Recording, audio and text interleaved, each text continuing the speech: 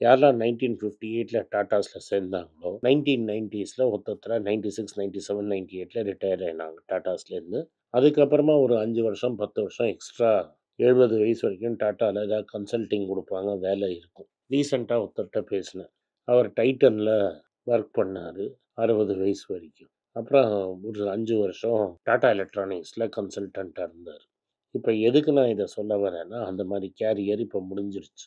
Maybe டாடாஸ்ல இன்னும் இருக்கு. அந்த பெரிய ஓல்டு கம்பெனிஸ்ல. பட் அது வெரி ஃபியூ பீப்பிள். முன்னமெல்லாம் Glaxoல சேர்ந்தாங்க. லைஃப் லாங் இன் Glaxo. இது மாரி தான் ஓடும். ஆனா இப்ப பிளேட்டே மாறிடுச்சு. இப்ப வாழ்க்கை மாறி என்ன ஆயிடுச்சுன்னா, கேரியரே முடிஞ்சிருது. ஸோ நீங்க 45 வயசு இருக்கிறச்சே, மிட் லைஃப் கேரியர் வந்து உங்க வேலையே போயிடுது. நீங்க வேற வேலை தேடுற மாரி இருக்கு. அந்த சமயத்துல புதுசா வேலை தேடவே முடியாது. இது என்ன சுத்தி என்னால எண்ணி 15 பேருக்கு நடந்து நான் பார்த்தேன். என்னால சொல்ல முடியும். இந்த ஆளு இந்த கேரியர்ல இருந்தான்.